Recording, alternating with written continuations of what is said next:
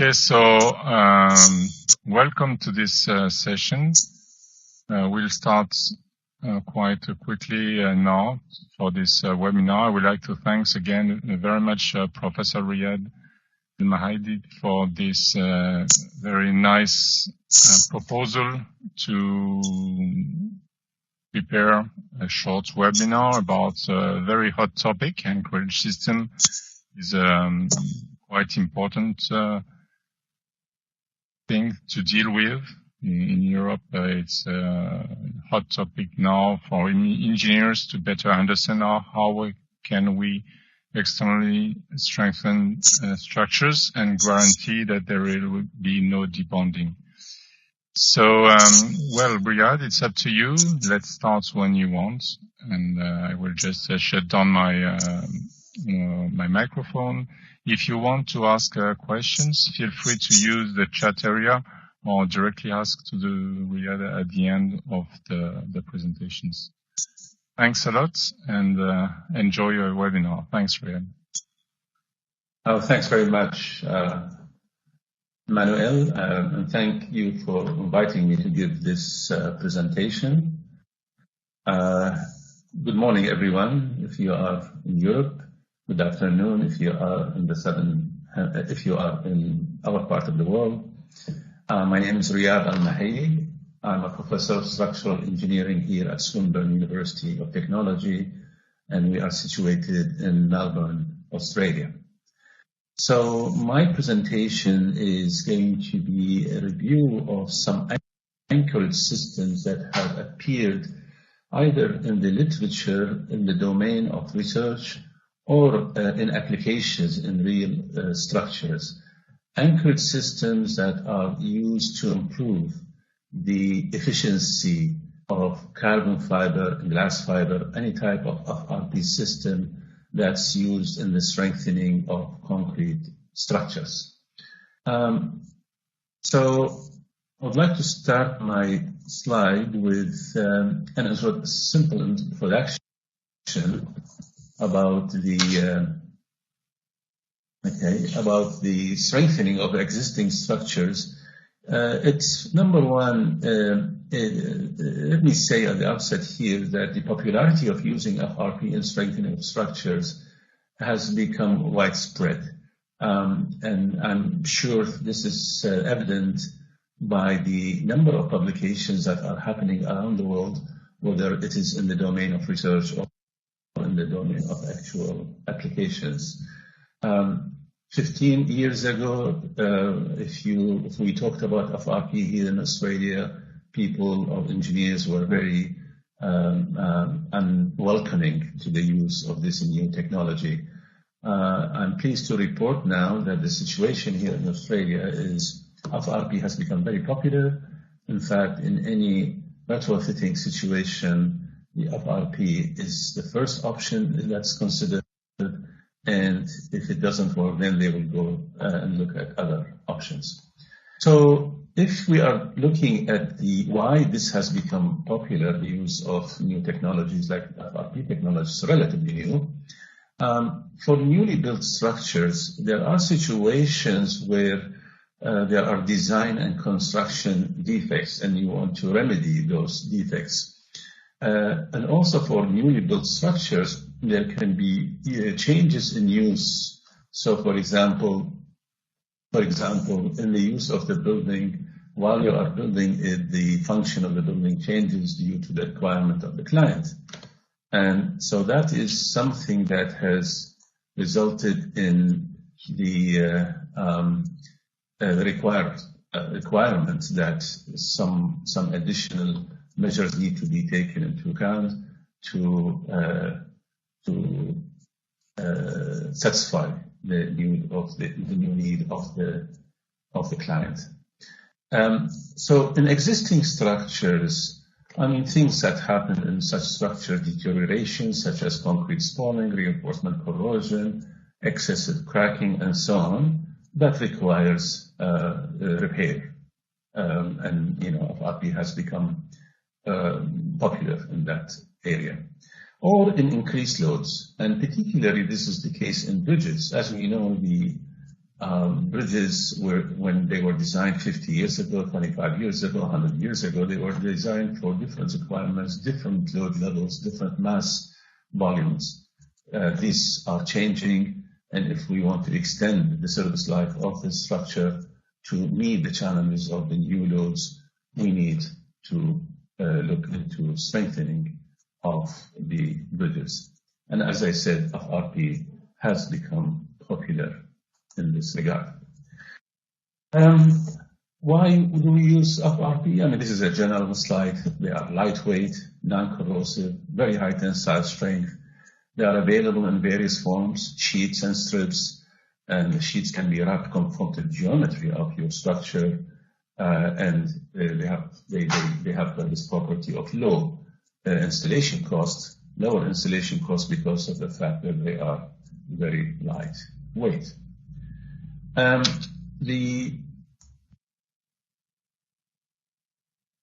Waiting for the next slide. The problem with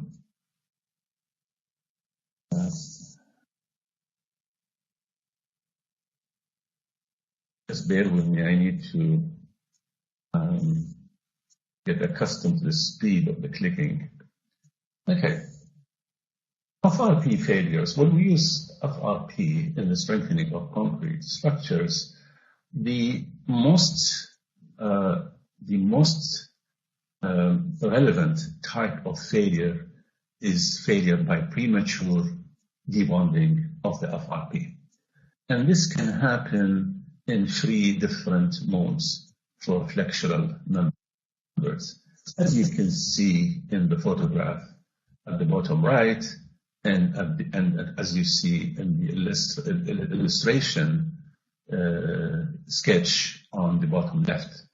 So you can have end concrete cover separation failure, like pulling out of the concrete, like that, pulling the concrete cover at the level of the main reinforcement, and interfacial delamination, which is a failure that occurs at the surface of the concrete, at the surface of the epoxy and the concrete, and this is a very rare case. You can have what's known as intermediate flexural crack debonding, and this is something like that. That's intermediate, and it's not at the end of the plate. It's somewhere in the middle, where the bending moment is maximum. So you get intermediate flexural crack debonding, or you can get at the shear crack, intermediate shear crack debonding. And these debonding failures occur at early stages when the FRP stress or the FRP strain is very low compared to the ultimate strain of the FRP. In shear situations, as you can see in this diagram, in this picture here, these are beams and debonding mechanisms for shear strengthening members. Generally, beams that are strengthened by side bonding, like you have seen these L-shaped laminates here in this example, and they usually fail due to FRP end debonding. So this is the end of the FRP here, and that can fail in end debonding here. At the bottom here, because in this situation, this is kind of an L strips, so there is an anchorage. So when you are having this L-shaped diagram or L-shaped strip, you are going to have some sort of good anchorage at the bottom here, but not necessarily at the top. So generally, if that is the case, what we do, we try to embed this into the flange, and this is one type of anchorage systems. It also initiates in places where there is a diagonal tension crack in the member, like here, okay? And then it spreads to the top or spreads to the bottom. So the debonding then usually propagates to the nearer end of the plate. I mean, that's typically the free end of the plate, which is what happens in here if the plate is not embedded in the flange.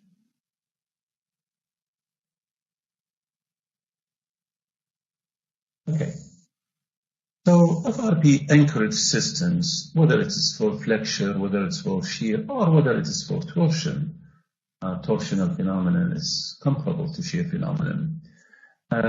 So we have looked in the literature and we have done our own tests and the theoretical studies to show that FRP end anchorage has been proven to prevent the occurrence of end debond, and thus increasing the efficiency of the FRP system. This happens because of the fact that the end anchorage resists the healing stresses between the adhesive and the concrete by the transfer of the interfacial shear stress over a larger area of concrete. Well, up until now, we do not have a codified approach in regards to anchored systems. According to ACI 440, the anchorages may only be implemented in practical applications provided that design is backed up by sufficient experimental testing. That's a statement in ACI 440. So you, as a design engineer, design engineers should then look into the literature, or in some situations they may need to work with research institutions, universities, to develop efficient anchor systems, particularly if the project is a big project. Or they can look in the literature and see what's available in the literature in terms of the proven anchored systems, whether they were proven experimentally for the purpose of actual site applications or for research purposes. So the reason why the standards now require this, that you do testing, because of the fact that there is a lack of published experimental data. There is some experimental data, but not enough. And there's case dependency of the published results. Those results or these situations or these scenarios of anchor systems were used or are used for specific purposes. And then we have we do not have design guidelines and theoretical models. That's the main reason why we need to do further testing in order to justify the use of anchored systems. Okay. Having said that, I should mention here that ACI 440 now has a subgroup that's looking into producing a report on anchored systems and how to quantify the effectiveness of anchored systems. It is at the beginning, the work is at the beginning, which is going to be based on existing literature, existing experimental results, and theoretical results. In Australia, we have got the Australian Bridge Design Code. The code is going to appear soon, and it has got a provision for anchored systems. So a summary of available anchored systems, you have got U-jacket anchors, mechanically fastened mechanical anchors, and what's known as spike anchors. For members that are to strengthen in shear, you have got mechanically strengthened metallic anchors installed at the underside of the beam flange, to anchor FRP URAP legs. Or you can have embedment of the FRP U-jacket legs into the beam flanges through pre-cut grooves using adhesive bonding, and FRP anchors installed to restrain the legs of the FRP U-jackets, mechanical substrate strengthening over anchored zones of FRP shear reinforcement, and FRP enveloping the web of the beam and anchored at the underside of the beam flanges. I'm going to show some pictures, some illustrations of these different types of anchors. Let's look at this mechanically fastened steel plates for flexure. So you have got the FRP laminates here in flexure. These are the black ones. Okay. So to prevent end debonding, end span debonding here, you have got a galvanized steel plate that is bolted into the concrete, that is anchored into the concrete. Very important here that we do not allow the bolts to go through the carbon fiber laminate itself, because that can cause fracture, a premature fracture of the laminate, okay, or splitting of the laminate. And this is an illustration of what this looks like. This is your carbon fiber laminate, this is your concrete, and this is the plate that is squeezing down on the concrete laminate, on the FRP laminate through these steel bolts.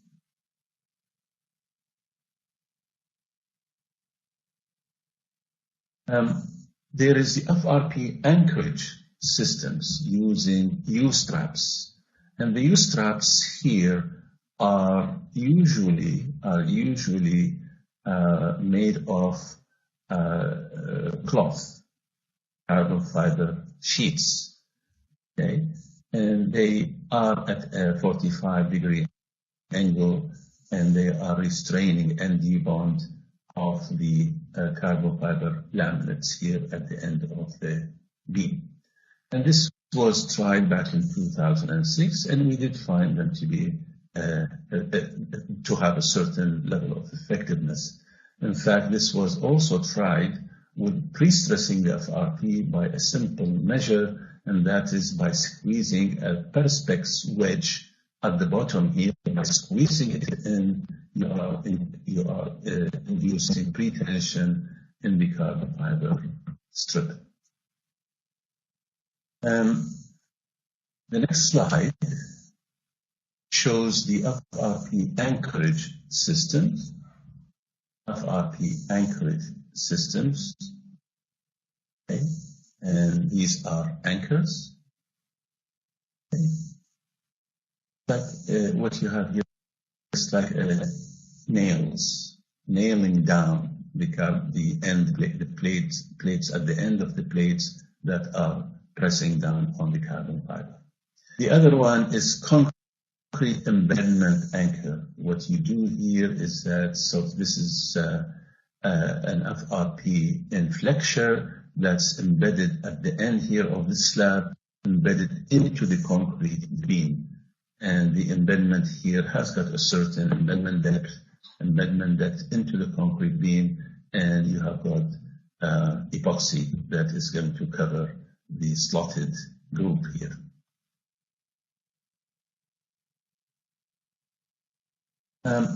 The other one that was developed, and there is a list of references at the end of the presentation that is referring to all of these types of anchorage system, what is known as the spike anchors.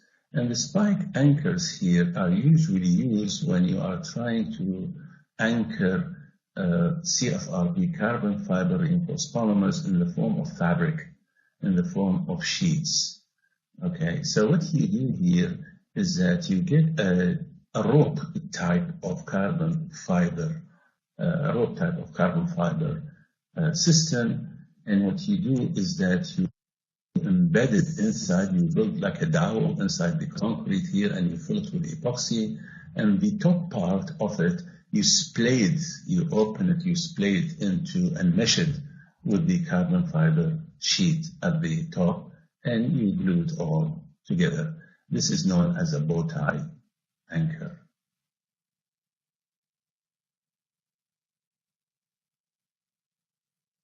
A summary of the anchorage performance for flexure.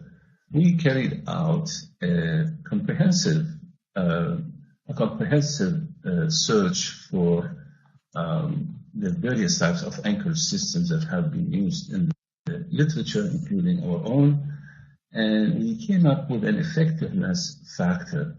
What this effectiveness factor depends on the maximum strain developed in the laminates before delamination, or the sheets before delamination, and related to the concrete compressive strain, the number of layers, the modulus of elasticity of the carbon fiber, and the thickness of the fiber. So what we have, these are relative effectiveness factors, just to give you an idea of the relative value between these four systems. So for a mechanically fastened metallic anchorages, the effectiveness factor was 1.87, inclined U-jacket anchorages 1.36, the FRP spike anchors 1.14, the U-jacket anchorages, which is the third U-jacket, this is 90 degrees, not inclined at 45, this 90-degree anchorages 0.78. Just gives you an idea of the relative value between these various anchorages system. As for shear, what we have talked about was flexure. What we would like to talk about shear now, and what you are putting here is that your FRP is on the side in the direction of the shear stress or the shear force in the vertical direction here. Okay, so the anchorage here can be in the form of metallic anchorages, angle sections that are nailed or bolted into the concrete, either in the form of a web steel or an angle steel, flat plate or like an angle.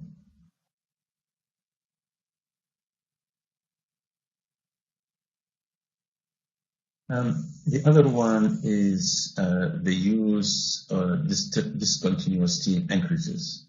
So you have got this steel plate here at the end, similar to what we do in flexure. Okay, and we bolt that like this. So these are individual plates, and this is useful when you have the spacing between the FRP U-wraps is large, relatively large.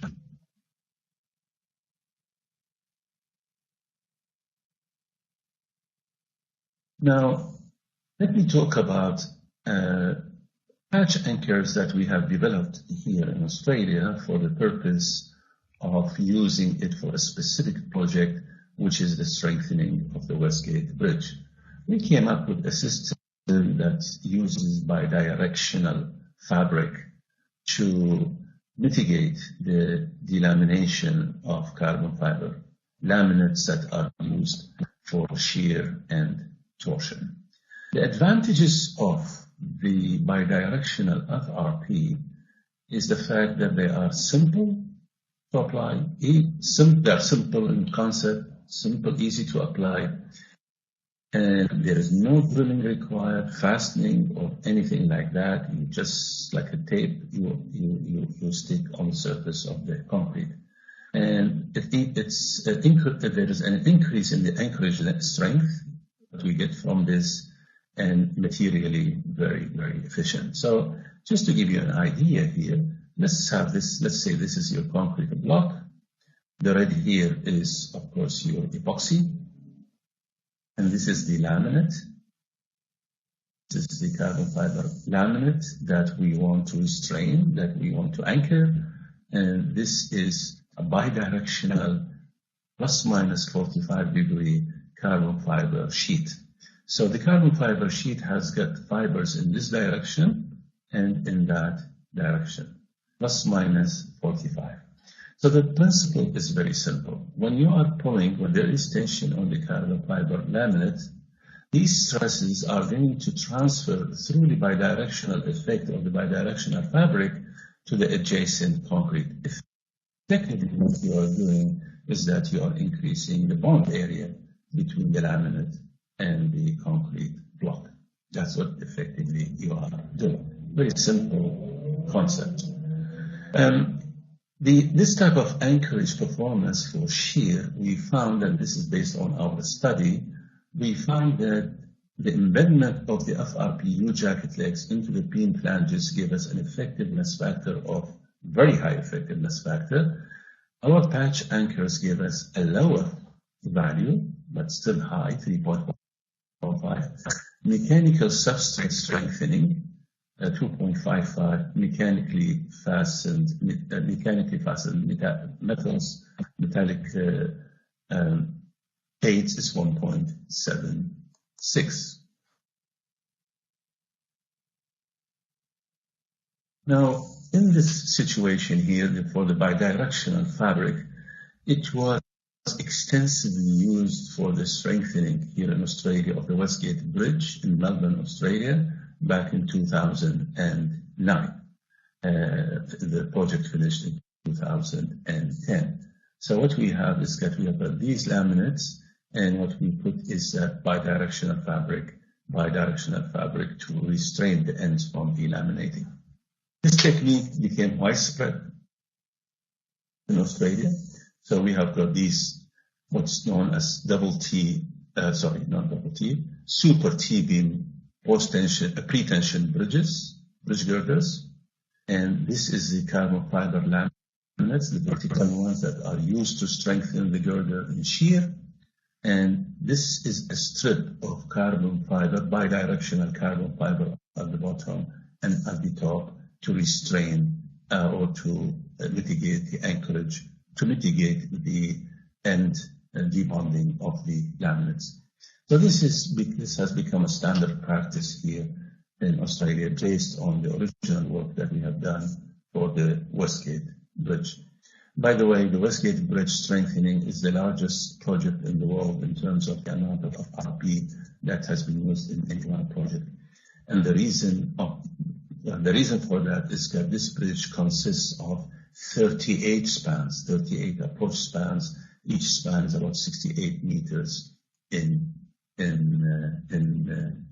span.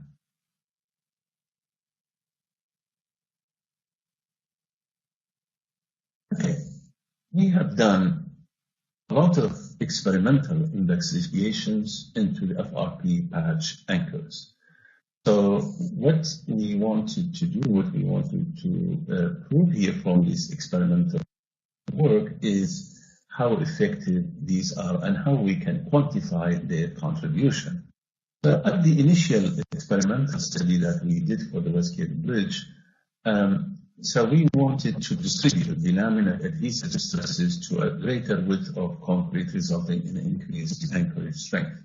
And that increase was about 129%. So basically what we are saying, you are more than doubling the effectiveness of the carbon fiber laminates. So what we wanted to investigate in this further study was the effect of the patch anchor length, the effect of the patch anchor width, which is laminate spacing, and to investigate the influence of laminate thickness and width. So we came up with 4 types of anchorage systems, depending on the width of the bidirectional fabric, varying that from 420 to 320, and the length of it between 250 and 300 millimeters.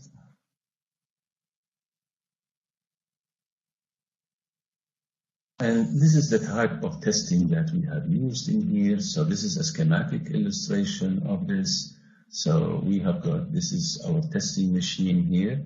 This is the actuator head, and this is the concrete that's being restrained by a rigid frame here. This is your concrete, this is your FRP laminate. So in the situation here, there is no anchorage. This is just FRP laminate and concrete. So this is a control system. And this is the side view. And we have tried these different type of anchorage systems. So before I go to that, let me show you here. So this is your the control specimen in here. We put lots of strain gauges in the vertical direction here in order for us to measure the strain levels, and from the strain levels we can determine the bond stress distribution, and from that we can get what's known as bond slip models that are used for the purpose of numerical simulations of the bonding of the FRP laminates to the concrete. So this is a picture of the real thing and the test. You see here that we have got dots on this, like, lots of dots. These are dots that are speckle patterns that are used to measure the level of strains in the FRP based on photogrammetry, digital image digital image correlation or image correlation photogrammetry. And this is a very, very effective and useful technique for measuring the deformations, and from the deformations you can get strains and full field strain profile. We also use, in addition to that, we also use strain gauges. We just wanted one to confirm the results of the other. We are more and more moving away from strain gauges into the use of image correlation photogrammetry or digital image correlation.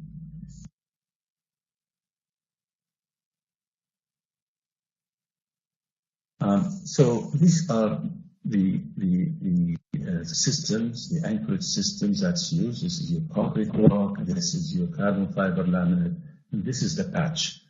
Of course, we know that the carbon fiber is black in color, but this is something we did. We painted it white and we put speckle patterns on it for the purpose of digital image correlation.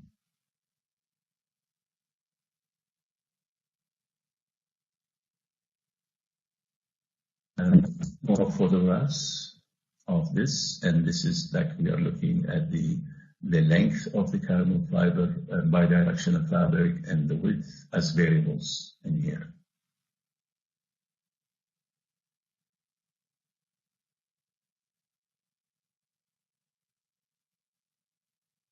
Preparations, some photos showing the preparations. Of course, you always have to make sure that the surface of the concrete is rough. So you use either water jetting or sandblasting. You have to expose the aggregates. And so you put a layer of bidirectional fabric. On top of that layer, you put the laminate adhesive. This is the red one. On top of that, you put your carbon fiber laminate that you want to anchor. And on top of that, you put another layer of bidirectional fabric. So the laminate here becomes sandwiched between two bidirectional carbon fiber layers.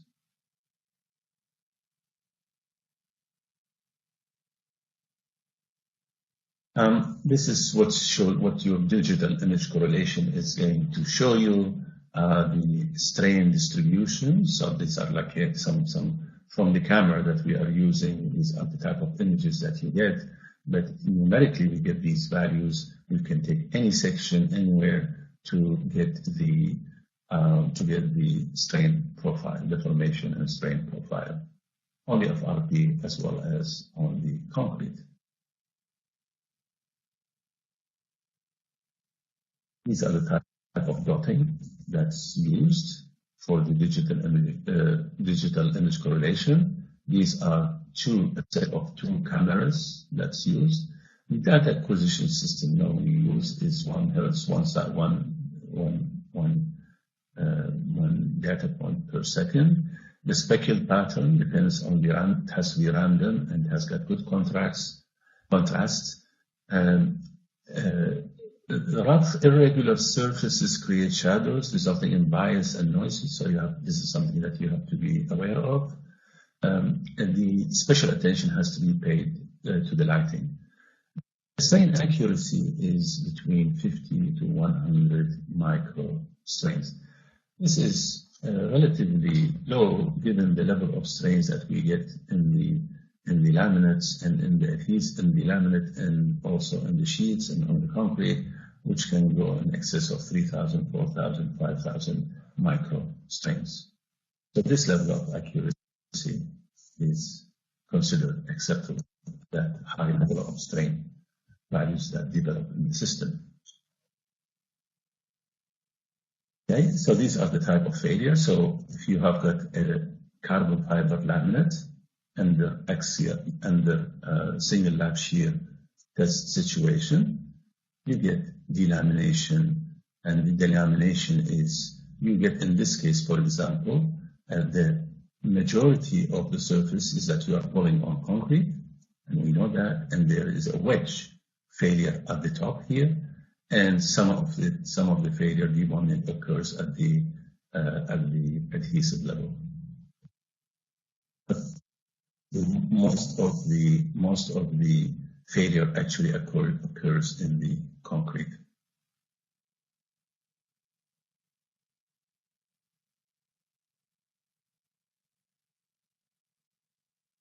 When you use bidirectional fabric, so this is your laminate, this is your bidirectional fabric sheet, okay?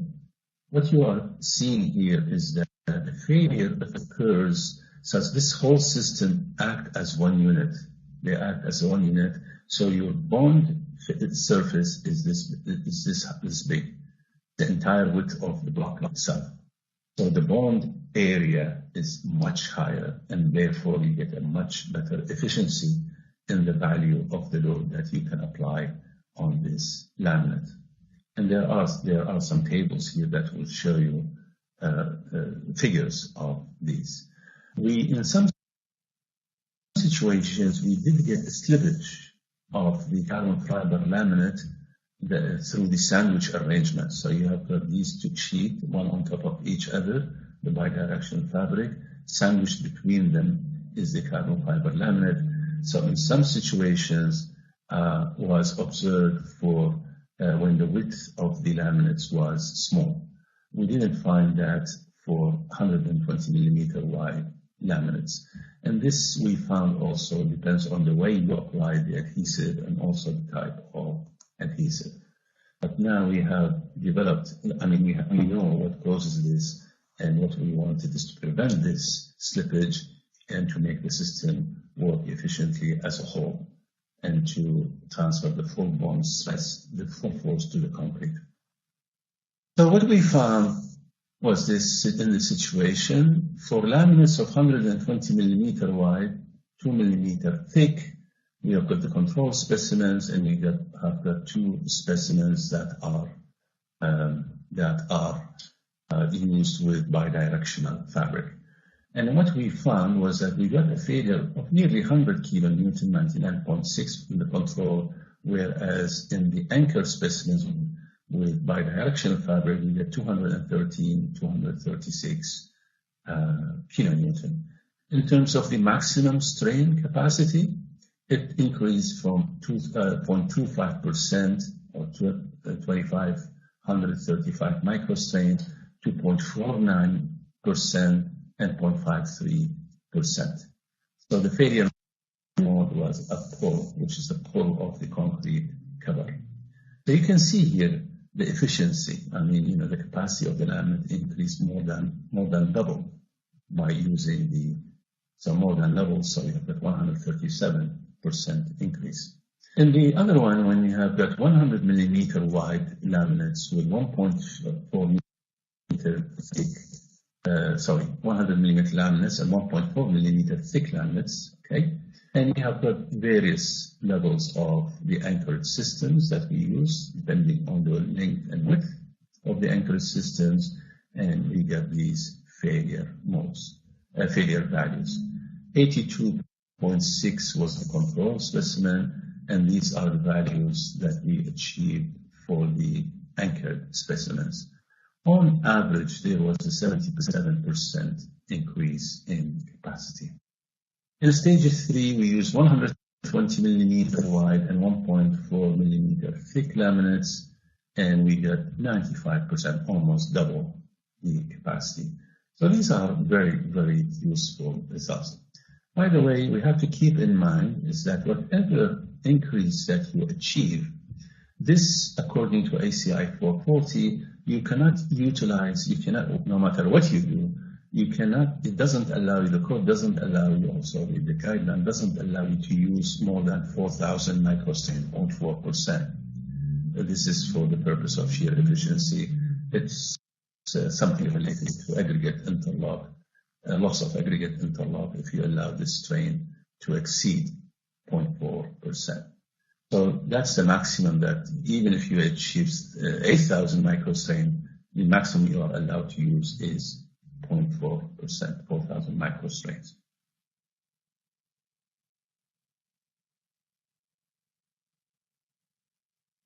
We did extensive work on simulation of these and using finite element simulation, nonlinear finite element simulation, in which we accounted for the concrete, we accounted for the laminates, we accounted for the adhesives, and we used interface layers in the modeling between the adhesives and the concrete and the adhesive on the carbon fiber.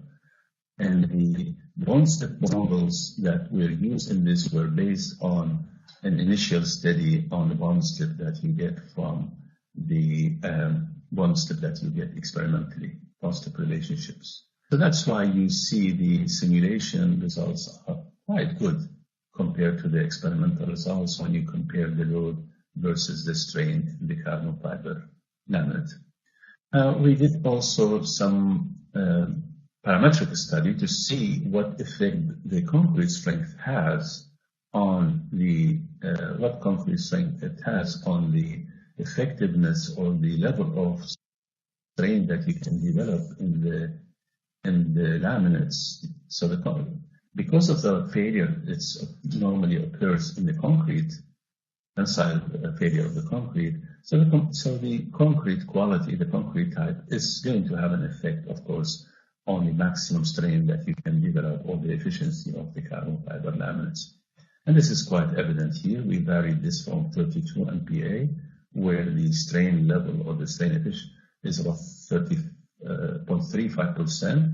When we go to about 60-something MPa, 60 MPa, 62 MPa, we can go up to 4,700 microstrain strain development in the FRP. We also proposed in our paper that is mentioned at the end of this presentation, we came up with a proposal for patch anchorage strength model. And this is based on some existing models, but we have used those existing models and we modified them to account for the anchorage system. We did extensive finite element analysis for beams, full-scale beams that have been strengthened with this type of system, the carbon fiber laminates and the bidirectional carbon fiber sheets. You see the type of failure that can occur and how much strength you get. So just to give you an idea, a control beam has shown that the strength of it is this much. This is load versus deflection. This is the green line.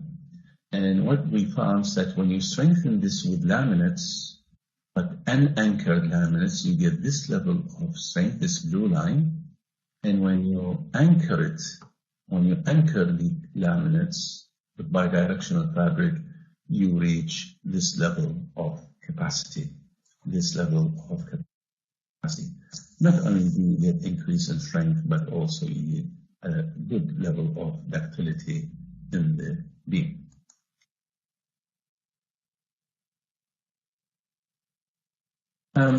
Another type of anchorage system is by enhancing the mechanical properties of the concrete substrate.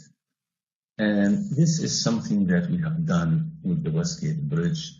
But we have done this in the Westgate Bridge for the purpose of anchoring the FRP laminate. So this is part of the box girder, to anchor the FRP laminate through a steel bar that we cut a chase into the concrete here, because by design we found that there is not enough joint reinforcement in the box girder, and we needed to develop this stress into the joint by cutting a hole and a groove in the concrete surface here of the box girder. I'll show you a picture of that.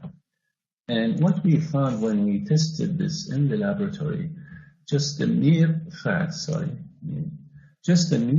that you are cutting a chase here, we'll show you that in the coming slides, improves the capacity of the laminate without using bidirectional fabric.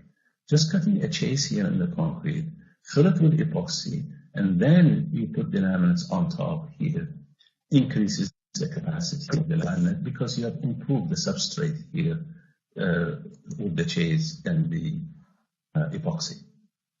The anchorage system that also we did further studies to look into all these type of anchorage systems and combinations of. So the bidirectional fabric, patch anchors, the spike anchors, and combination of these, and also cutting chases or improving the substrate, which I will show some photographs of. Again, we use this single lap shear test similar to before.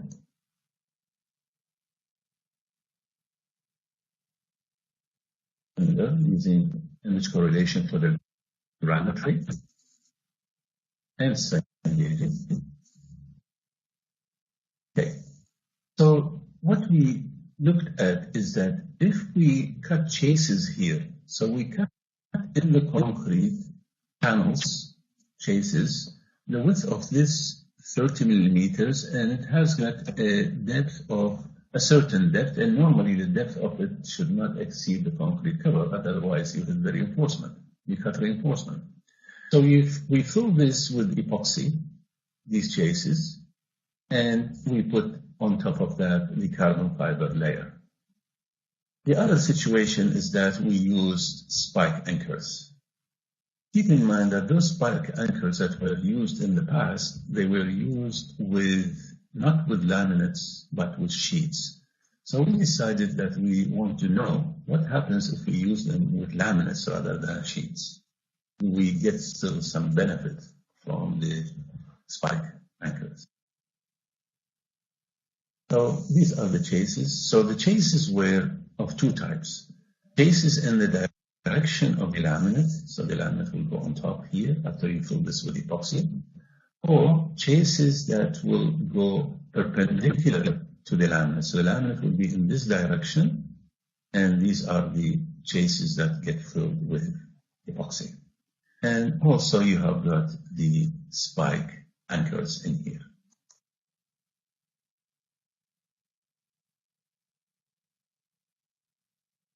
So we got different types of failures. We've got different types of failures with the chases and also with the spike anchors and the chases, whether they are perpendicular to the direction of the laminate or in the direction of the laminate. And I'll show you some numerical results here.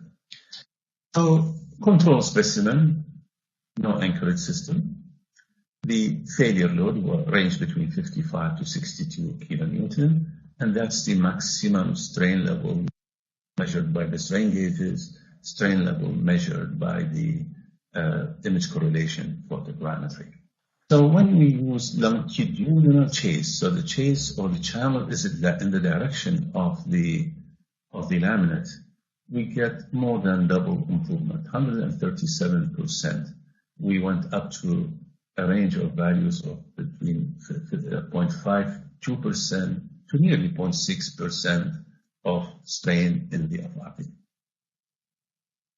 When we use transverse chases, the chases perpendicular to the direction of the laminate, we get improvement of average improvement of 72%, less efficient than the longitudinal chases.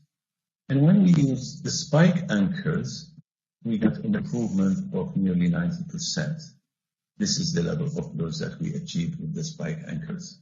And if you look at this here, this is the level of strain that you go up 0.4%. So what we can deduce from that and conclude from that is that, yes, spike anchors can be used with laminates. You get this level of efficiency. Longitudinal chases give you higher efficiency, nearly more than double, so 137% increase. So these are the types of anchorage systems that have been proposed, and they have been investigated in the literature. And this is a list of updated references on what's available, the important references that are available in the literature that report on the various types of tests that have occurred and the various types of anchored systems. It's extremely important that we move forward with the development of design guidelines for anchored systems, because without that, the use of the carbon fiber laminates or carbon fiber sheets is going to be always penalized by the fact that you get early debonding, and therefore we do not use the system efficiently or economically. Simple anchored systems can more than double the efficiency of the FRP systems. And with that, I thank you for listening, and I will be happy to answer any questions.